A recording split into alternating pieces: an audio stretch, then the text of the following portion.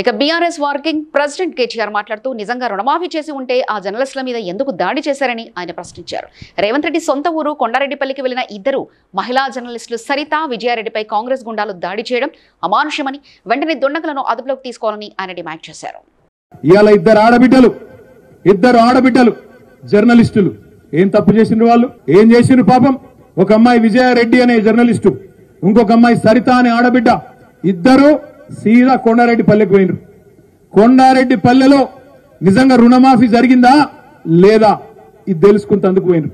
తెలుసుకుంటందుకు పోతే అక్కడ ఉండే కొంతమంది కాంగ్రెస్ గుండాలు వాళ్ళ మీద దాడి చేసి ఆడపిల్లలను కూడా చూడకుండా వాళ్ళను బురదలు నూకేసి వాళ్ళను కొట్టి రకరకాలుగా అసభ్యంగా ప్రవర్తించి కొండారెడ్డిపల్లిలో ఇద్దరు ఆడబిడ్డలకు అవమానం చేసిండు. నేను అందుకే అడుగుతా ఉన్నా, ముఖ్యమంత్రి నీకు నిజంగా చిత్తశుద్ధి ఉంటే రేవంత్ రెడ్డి ఎందుకు భయపడుతున్నావు? విలేకరులు వాస్తవాలు బయట పెడితే ఎందుకు భయం అవుతున్నది?